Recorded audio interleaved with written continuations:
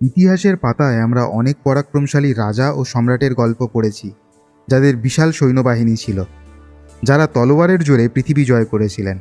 কিন্তু আজ আমরা এমন একজন মানুষের কথা জানব, যার কোনো রাজকীয় বংশ পরিচয় ছিল না, যার হাতে কোনো তলোয়ার ছিল না, ছিল না কোনো বিশাল সেনাবাহিনী। তার একমাত্র অস্ত্র ছিল তার তীক্ষ্ণ বুদ্ধি।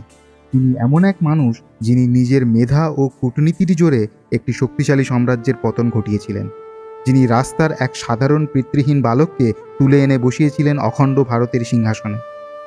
তিনি শুধু একজন শিক্ষক বা পণ্ডিত ছিলেন না, তিনি ছিলেন ভারতের ইতিহাসের সর্বপ্রথম এবং সর্বশ্রেষ্ঠ রাজনির্মাতা।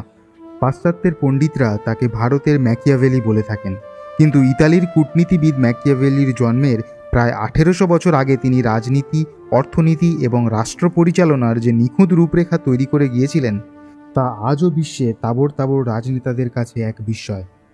হ্যাঁ, আমরা কথা বলছি আচার্য চাণক্যের বিষয়ে, যাকে আমরা কৌটিল্য বা বিষ্ণুগুপ্ত নামেও চিনি। কে ছিলেন এই চাণক্য? কি এমন ঘটেছিল যা একজন সাধারণ শিক্ষককে সাম্রাজ্য ধ্বংসকারী ভয়ঙ্কর রূপ নিতে বাধ্য করেছিল? চলুন ফিরে যাই আজ থেকে প্রায় 2300 বছর আগের প্রাচীন ভারতবর্ষে। সময়টা খ্রিস্টপূর্ব 4র্থ শতাব্দী। উত্তর ভারতের এক ব্রাহ্মণ পরিবারে জন্ম হয় এক বালকের। পিতা চাণক্যের নাম অনুসারে তার নাম রাখা হয় চাণক্য। ছোটবেলা থেকেই চাণক্য ছিলেন অত্যন্ত মেধাবী এবং দূরদর্শী। বেদ, পুরাণ, রাজনীতি এবং অর্থশাস্ত্রে তার জ্ঞান ছিল অগাধ। বয়স বাড়ার সাথে সাথে চাণক্য উচ্চশিক্ষার জন্য পাড়ি দেন প্রাচীন বিশ্বের অন্যতম শ্রেষ্ঠ শিক্ষাকেন্দ্র তক্ষশিলা বিশ্ববিদ্যালয়। শিক্ষা গ্রহণের পর তার অসাধারণ মেধার কারণে তক্ষশিলাতেই তাকে রাষ্ট্রবিজ্ঞান ও অর্থনীতির আচার্য বা অধ্যাপক হিসাবে নিযুক্ত করা হয়।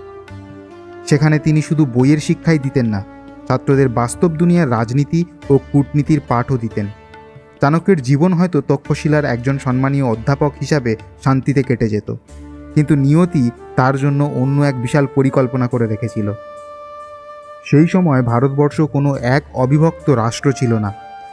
ভারত অসংখ্য ছোট ছোট মহাজনপদ এবং রাজ্যে বিভক্ত ছিল। এরা নিজেদের মধ্যে সবসময় দ্বন্দ্বে মেতে থাকত। এই সুযোগকে কাজে লাগিয়ে ভারতের উত্তর পশ্চিম সীমান্তের এক ভয়ঙ্কর বিপদ ঘনিয়ে আসছিল। বিশ্বজয়ের নেশায় মত্ত মেসিডোনিয়ার সম্রাট আলেকজান্ডার দি গ্রেট বিশাল সেনাবাহিনী নিয়ে ভারতের দিকে এগিয়ে আসছিলেন। একের পর এক ছোট রাজ্য তার কাছে আত্মসমর্পণ করছিল বা ধ্বংস হয়ে যাচ্ছিল। তক্ষশিলায় বসে দূরদর্শী চাণক্য বুঝতে পেরেছিলেন যে এই ছোট রাজ্যগুলোর পক্ষে আলেকজান্ডারকে আটকানো অসম্ভব। আলেকজান্ডারকে রুখতে হলে সমগ্র ভারতবর্ষকে এক হতে হবে, একটি অখণ্ড ভারত গড়ে তুলতে হবে। আর এই অখণ্ড ভারত গড়ার নেতৃত্ব দিতে পারে কেবল একটিই রাজ্য, আর তা হলো মগধ। মগধ ছিল সেই সময়ের সবচেয়ে শক্তিশালী এবং ধনী সাম্রাজ্য। মগধের সিংহাসনে তখন রাজত্ব করছিল নন্দবংশ, আর রাজা ছিলেন ধননন্দ। ধননন্দের কাছে বিশাল পদাতিক বাহিনী, অশ্বারোহী এবং যুদ্ধহস্তির দল ছিল। চাণক্য সিদ্ধান্ত নিলেন তিনি মগধের রাজধানী পাটলিপুত্রে যাবেন এবং রাজা ধননন্দকে গিয়ে বিদেশি আক্রমণের বিপদ সম্পর্কে সতর্ক করবেন। আশা নিয়ে চাণক্য পৌঁছালেন পাটলিপুত্রে, কিন্তু মগধের রাজা ধননন্দ ছিলেন এক চরম অত্যাচারী, লোভী এবং অহংকারী শাসক। মদ্যপান এবং বিলাসব্যসনে মত্ত ধননন্দের কাছে প্রজাদের মঙ্গলের কোনো মূল্য ছিল না। রাজসভায় প্রবেশ করে চাণক্য যখন ধননন্দকে বিদেশি আক্রমণকারী আলেকজান্ডারের কথা বললেন এবং দেশের সুরক্ষার জন্য মগধের সাহায্য চাইলেন, তখন ধননন্দ চরম অবজ্ঞাভরে চাণক্যের দিকে তাকালেন। চাণক্যের গায়ের রং ছিল কালো, চেহারা ছিল রুক্ষ এবং পরনে ছিল সাধারণ মলিন ধুতি। তার এই বাহ্যিক রূপ দেখে ধননন্দ এবং তার পরিষদবর্গ অট্টহাসিতে ফেটে পড়লেন। ধননন্দ চাণক্যকে অপমান করে বললেন, একজন সামান্য দরিদ্র ব্রাহ্মণের সাহস কী করে হয় মগধের সম্রাটকে রাজনীতি শেখানোর? তোমার কাজ ভিক্ষে নেওয়া এবং পুজো করা, তুমি সেটাই করো। সাম্রাজ্য কিভাবে চালাতে হয় তা আমাকে শেখাতে এসো না। এই বলে ধননন্দ তার রক্ষীদের নির্দেশ দিলেন চাণক্যকে ঘাড় ধাক্কা দিয়ে রাজসভা থেকে বের করে দিতে। রক্ষীরা চাণক্যকে অপমান করে টেনে হিঁচড়ে মাটিতে ফেলে দেয়। এই চরম অপমানে চাণক্যের ভিতরের আগুন জ্বলে উঠল। তিনি উঠে দাঁড়ালেন। রাগে তার শরীর কাঁপছিল। তিনি তার মাথায় বাঁধা শিখা বা টিকি খুলে ফেললেন। গোটা রাজসভাকে স্তব্ধ করে দিয়ে সেই তেজস্বী ব্রাহ্মণ গর্জে উঠে এক ভয়ঙ্কর প্রতিজ্ঞা করলেন, শোন অহংকারী ধননন্দ, এই ব্রাহ্মণের শিখা আজ থেকে খোলা রইল।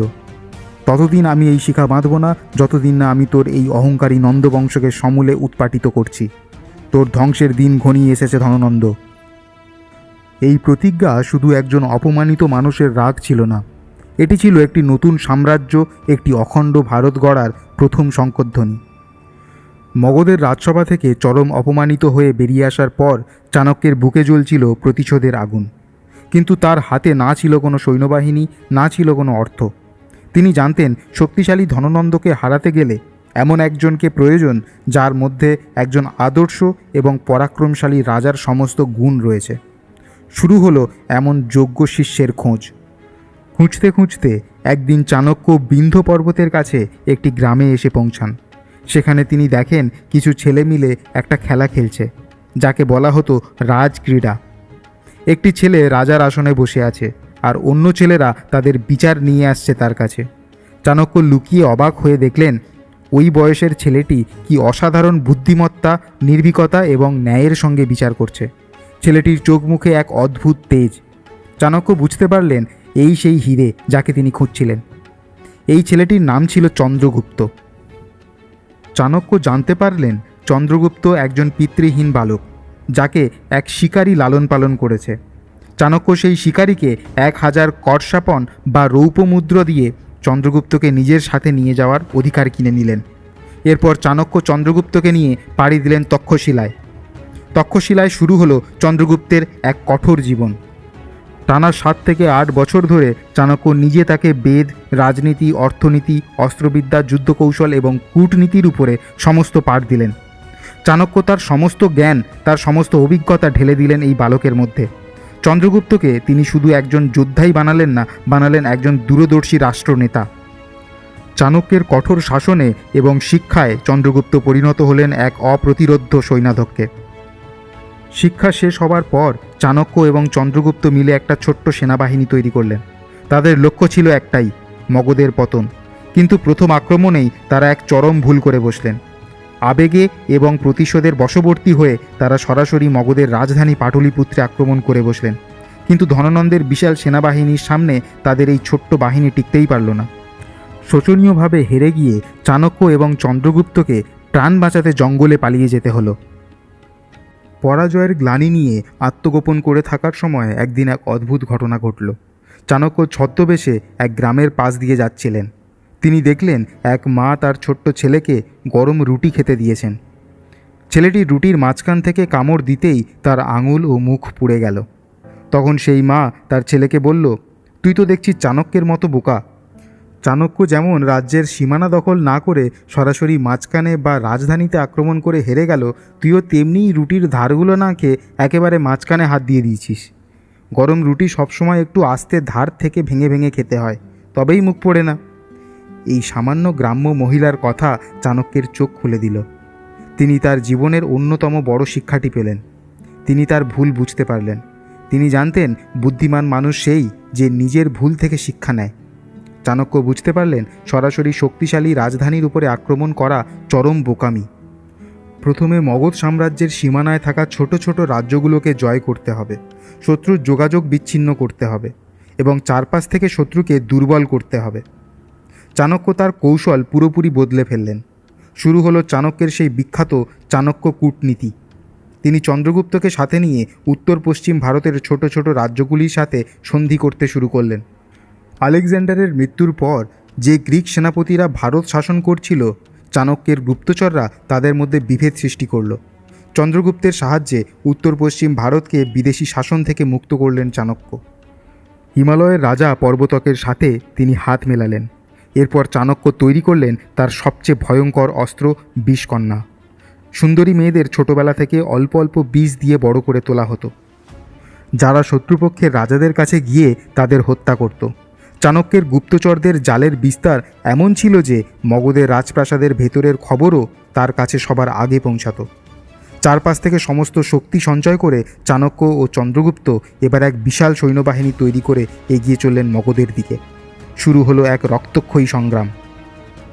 চারিদিক থেকে মিত্রদের সাহায্যে শক্তি সঞ্চয় করার পর চাণক্য ও চন্দ্রগুপ্তের বিশাল বাহিনী চূড়ান্ত আঘাত হানার জন্য প্রস্তুত হলো।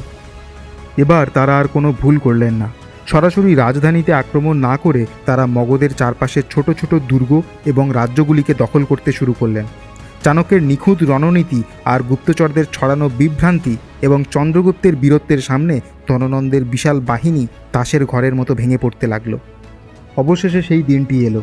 পাটলিপুত্রের পতন হলো, অহংকারী রাজা ধননন্দের পতন ঘটিয়ে মগধের সিংহাসনে উঠতে লাগলো নতুন পতাকা। চাণক্যের সেই ভয়ঙ্কর প্রতিজ্ঞা পূরণ হলো। তিনি তার দীর্ঘদিনের খোলা শিখা বা টিকি অবশেষে বাঁধলেন। খ্রিস্টপূর্ব 321-এর কাছাকাছি সময়ে ভারতবর্ষে প্রতিষ্ঠিত হল নতুন সাম্রাজ্য, মৌর্য সাম্রাজ্য। যে সাধারণ এবং পিতৃহীন বালককে চাণক্য একদিন রাস্তা থেকে তুলে এনেছিলেন, সেই চন্দ্রগুপ্ত মৌর্য হলেন অখণ্ড ভারতবর্ষের প্রথম সম্রাট। আর তার প্রধান উপদেষ্টা এবং প্রধানমন্ত্রী হলেন স্বয়ং চাণক্য। কিন্তু চাণক্যের কাজ এখানেই শেষ হয়নি। সাম্রাজ্য তো তৈরি হলো, কিন্তু তা দীর্ঘকাল ধরে শাসন করা হবে কিভাবে? এই প্রশ্নের উত্তর হিসাবেই চাণক্য রচনা করলেন তার কালজয়ী এবং যুগান্তকারী গ্রন্থ অর্থশাস্ত্র। এটি শুধু একটি বই নয়, এটি ছিল রাষ্ট্র পরিচালনার এক স্বয়ংসম্পূর্ণ ম্যানুয়াল। অর্থশাস্ত্রে মোট 15টি খণ্ড রয়েছে। একজন রাজার রুটিন কেমন হওয়া উচিত, কিভাবে প্রজাদের থেকে কর আদায় করতে হবে, আইন ও বিচার ব্যবস্থা কেমন হবে, অর্থনীতি কিভাবে মজবুত হবে, তার পুঙ্খানুপুঙ্খ বর্ণনা তিনি এই গ্রন্থে দিয়ে গেছেন। চাণক্য ছিলেন চরম বাস্তববাদী। তিনি বিশ্বাস করতেন রাষ্ট্রের মঙ্গলের জন্য এবং অখণ্ড ভারতের সুরক্ষার জন্য রাজা প্রয়োজনে যে কোনো কঠোর সিদ্ধান্ত নিতে পারেন। শত্রুকে দমন করতে তিনি সাম, দান, ভেদ, দণ্ড এই 4টি নীতির কথা বলে গেছেন। রাজ্যের ভেতরের এবং বাইরের খবরের জন্য তিনি গুপ্তচরদের একটা বিশাল নেটওয়ার্ক বা জাল তৈরি করেছিলেন। তার গুপ্তচররা ভিখারি, সন্ন্যাসী, জাদুকর, এমনকি গণিকার ছদ্মবেশে খোদ রাজপ্রাসাদের আনাচে কানাচে ঘুরে বেড়াতো। রাজাকে শত্রুদের হাত থেকে বাঁচাতে চাণক্য সবসময় সতর্ক থাকতেন। তিনি মন্ত্রীদের সততা এবং আনুগত্য পরীক্ষা করার জন্য নানা গোপন ফাঁদ পাততেন। এমনকি সম্রাট চন্দ্রগুপ্তকে বিষ প্রয়োগে হত্যার হাত থেকে বাঁচাতে চাণক্য প্রতিদিন চন্দ্রগুপ্তের খাবারে খুব সামান্য পরিমাণে বিষ মিশিয়ে দিতেন। তার উদ্দেশ্য ছিল সম্রাটের শরীর যেন যে কোনো বিষের বিরুদ্ধে প্রতিরোধ ক্ষমতা বা ইমিউনিটি গড়ে তুলতে পারে, যাতে ভবিষ্যতে কোনো শত্রু তাকে বিষ খাইয়ে মারতে না পারে। সম্রাট চন্দ্রগুপ্ত এবং পরবর্তীতে তার ছেলে বিন্দুসারের রাজত্বকালেও চাণক্য তার প্রখর বুদ্ধির সাহায্যে মৌর্য সাম্রাজ্যকে সুদৃঢ় করেছিলেন। আলেকজান্ডারের সেনাপতি সেলুকাস নিকেটর যখন ভারত আক্রমণ করেন, তখন চাণক্যের রণকৌশলেই চন্দ্রগুপ্ত তাকে শোচনীয়ভাবে পরাজিত করেন এবং ভারতের সীমানা আফগানিস্তান পর্যন্ত বিস্তৃত করেন। জীবন সায়ন্যে এসে চাণক্য রাজকার্য থেকে অবসর নিয়ে আবার জঙ্গল বা তপবনে ফিরে যান। তার মৃত্যু কিভাবে হয়েছিল তা নিয়ে ইতিহাসে নানা রহস্য এবং কিংবদন্তি রয়েছে। জৈন গ্রন্থ অনুযায়ী তিনি স্বেচ্ছায় উপোস করে দেহত্যাগ করেছিলেন। আবার কোনো কোনো লোককথা অনুযায়ী বিন্দুসারের এক ষড়যন্ত্রকারী মন্ত্রী তাকে পুড়িয়ে মেরে ফেলেছিল। তবে চাণক্য তার নশ্বর দেহ ত্যাগ করলেও তার নীতি এবং আদর্শ আজও অমর। একজন সাধারণ শিক্ষক হয়েও শুধু নিজের অদম্য জেদ, বুদ্ধি এবং দূরদৃষ্টির সাহায্যে তিনি যেভাবে ভারতের ইতিহাস বদলে দিয়েছিলেন তা আজও গোটা বিশ্বের কাছে এক বিস্ময়। তার রচিত চাণক্য নীতি আজও সাধারণ মানুষকে বন্ধু চিনতে, শত্রু দমন করতে এবং জীবনে সফল হওয়ার পথ দেখায়। আধুনিক রাষ্ট্রবিজ্ঞান, আন্তর্জাতিক কূটনীতি হোক বা আজকের কর্পোরেট দুনিয়ার ম্যানেজমেন্ট, চাণক্য আজও প্রাসঙ্গিক, আজও জীবন্ত। এই ছিল ভারতের সর্বশ্রেষ্ঠ রাজনির্মাতা আচার্য চাণক্যের রোমাঞ্চকর কাহিনী। আশা করি এই ঐতিহাসিক সফর আপনাদের ভালো লেগেছে। যদি ভিডিওটি ভালো লাগে তাহলে অবশ্যই লাইক করবেন, শেয়ার করবেন আর আপনার মতামত অবশ্যই নিচে কমেন্ট করে জানাবেন। আর এমন ভিডিও পেতে আমাদের চ্যানেল অতীত অন্বেষণকে সাবস্ক্রাইব করে আমাদের পাশে থাকবেন। ভালো থাকবেন, সুস্থ থাকবেন। জয় হিন্দ, বন্দে মাতরম।